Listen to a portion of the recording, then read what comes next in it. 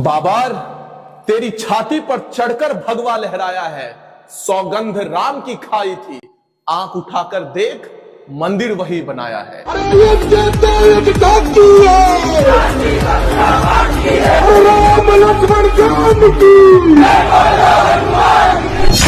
नमस्कार साथियों, जय सनातन। स्वागत है आप सबका अपने YouTube channel Ashutosh Jha thoughts के अंदर, जहां हम बात करते हैं आपके ढकोसले सेकुलरिज्म की, हमारे सत्य सनातन की और हमारे हिंदुत्व इतिहास की।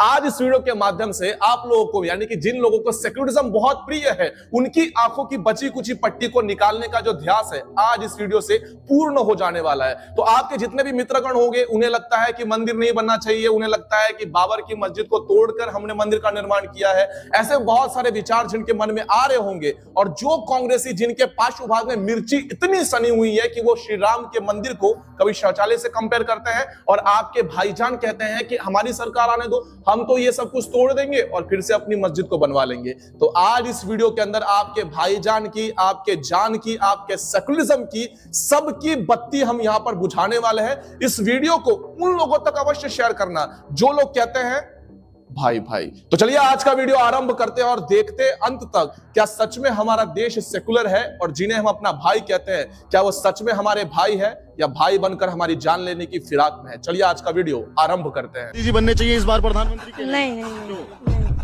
मोदी जी को उड़ा दिया जाए। तुम्हारा क्या नाम? मुस्तकीम। बच्चे हैं, बच्चे नहीं है, टाइम बॉम्ब है साले। जय भीम और जय मीम का नारा लगाने वालों, तुम्हारे लिए एक छोटा सा सरप्राइज है। सरप्राइज देखना चाहोगे? थोड़ा इन्हें देख लो। काशी मतलब हो रही है, अब इसका फैसला मान लेगा मुसलमान? नहीं मानेगा, कभी नहीं मानेगा भाई, भले ही कैसे फैसला ले। तो मथुरा में शहीद गाह के लिए सर्वे की मंजूरी मिली है। इसमें अगर न्याय की बात होगी तो मानेंगे, नहीं मानेंगे, कोई मुसलमान नहीं मानेगा। जैसे शफीकुर रहमान बर्क बोल रहे हैं कि फिर सड़कों पे उतरेगा मुसलमान। बिल्कुल पक्का उतरेगा। कहाँ तक बर्दाश्त करेगा भाई? न्याय थोड़ी हुआ, बाबरी मस्जिद का ही था, कोई न्याय था? वो कोर्ट का न्याय था, वो फैसला था। वो तो कोर्ट का ही फैसला है ना। कोर्ट का फैसला गलत था ना। वो कोर्ट का फैसला क्या न्याय का थोड़ी था, वो तो जनता के आधार पर दिया था उन्होंने। भाई न्याय ना मिलना कहां तक बर्दाश्त करेगा? इस बुढ़ऊ को सुनने के बाद तो एक बात समझ में आ गई कि बुढ़ऊ हो या फिर बच्चा हो, सभी के मन में केवल एक ही विचार है कि कोर्ट ने जो निर्णय लिया है वो निर्णय सरासर गलत है। अब सुप्रीम कोर्ट तो हमारे घर के इशारों पर नहीं नाचता या जनता के आधार पर नहीं चलती, वो तो संवैधानिक पद के अनुसार प्रश्नों के उत्तर देती है और सारे सबूतों के आधार पर चलती है। लेकिन इन्हें यह प्रमाण मान्य नहीं है और इन्हें सुप्रीम कोर्ट भी मान्य नहीं है। अगर आप लोगों को लग रहा होगा कि जय भीम करने से आप लोग की जो यारी है, आप लोग को लग रहा हो कि ये हिंदू वाले लोग आपके अगेंस्ट में है और ये मीम वाले जो है आपके अपने भाई है, तो आज से कुछ वर्ष पूर्व मैंने एक छोटा सा वीडियो बनाया था जिसमें मेरा पहला वाक्य था कि संविधान के कुछ बदलाव करने की आवश्यकता आन पड़ी है। अब इस बात को काट कर इन मीम वालों ने और भीम वालों ने एक साथ मुझ पर आक्रमण कर दिया। लगभग मुझे लगता है कि 10 मिलियन 15 मिलियन ऐसे फेसबुक पर व्यूज थे। मुझे इतने ज्यादा थ्रेट्स मिले थे कि मैं समझ नहीं पा रहा था कि मैंने केवल एक बदलाव की बात की थी। बदलाव यह था कि क्रिश्चियनों का पैसा अगर चर्च लेता है, मस्जिद का पैसा अगर मदरसा जाता है, तो मंदिरों का पैसा हमारे गुरुकुल के पास होना चाहिए। अब इस बदलाव की जैसे मैंने बात की तो इन लोगों को लगा कि मैं संविधान को पलटने की बात कर रहा हूं, इसलिए मुझे बार बार मारने की धमकी दी गई क्योंकि मैं संविधान में कुछ अच्छा बदलाव करने की बात कह रहा था। लेकिन आपके ही मीम वाले क्या कह रहे हैं, जरा ध्यान से सुनिएगा। 25 करोड़ की जनसंख्या है, मोदी जी और अमित शाह जी सुन लो, कान बेरेगा हो गए तो कान खोल के ये जो मेल है कान में से निकाल लेना।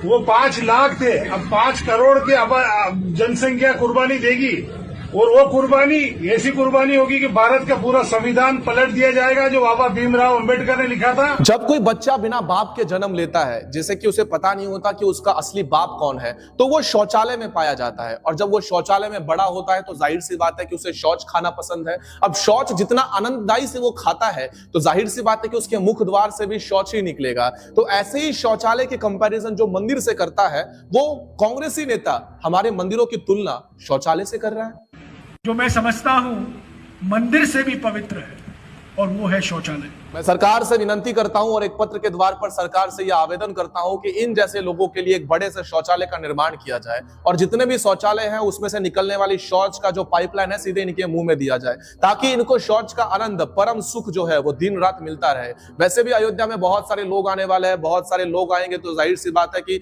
वहां पर जो संख्या है वो भी बढ़ती जाएगी। अब संख्या बढ़ेगी तो शौचालय का निर्माण भी किया जाएगा ताकि लोग अपने आप को स्वच्छ रख सके। तो कांग्रेसी नेता जितने भी लोग हैं जिन्हें आमंत्रण नहीं मिला मिला है और जिनके पेट में इतनी पीड़ा हो रही है, उनके सभी गुद्दु द्वार में और उनके मुख द्वार में ये शौचालय की नली को ठूस दिया जाए ताकि उनके मुंह से भी और उनके पार्श्व भाग से भी कंटिन्यूअसली शौच जैसी सोच बहती चली जाए। और आपको सुनने में जितना अच्छा लगा होगा उतना बोलने में मुझे और गंदा लग रहा है। तो चलिए आगे बढ़ते हैं।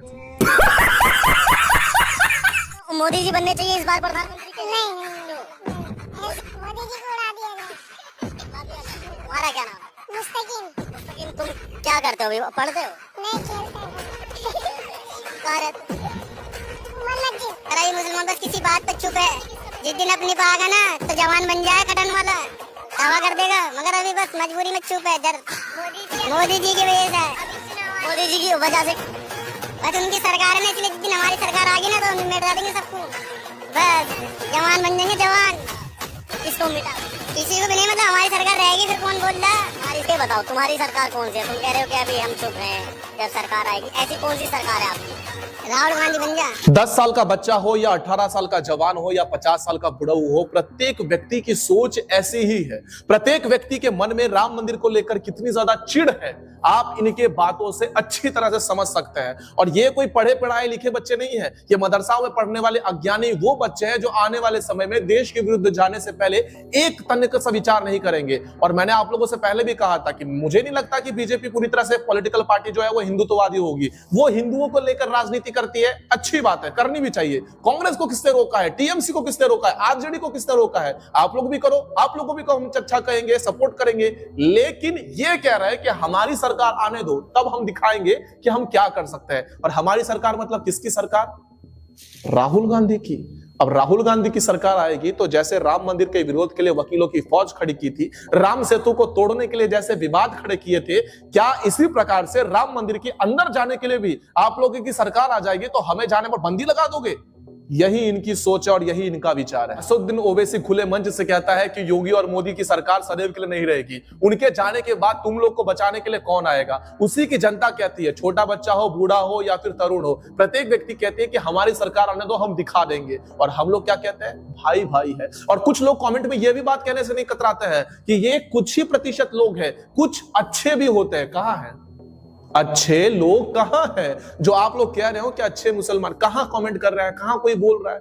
कोई नहीं कहता है। देखो जैसे उनका नाम लेता हूं लाइट भी चली जाती है। हिंदू क्या है, मुस्लिम क्या है, हमारा मुल्क क्या है? आशुतोष, क्या था, क्या हमने सोचा? तो ये पूरा आपके लिए नहीं, पूरा ये हमें इतने बकवास में हम सबको फंसाया गया है।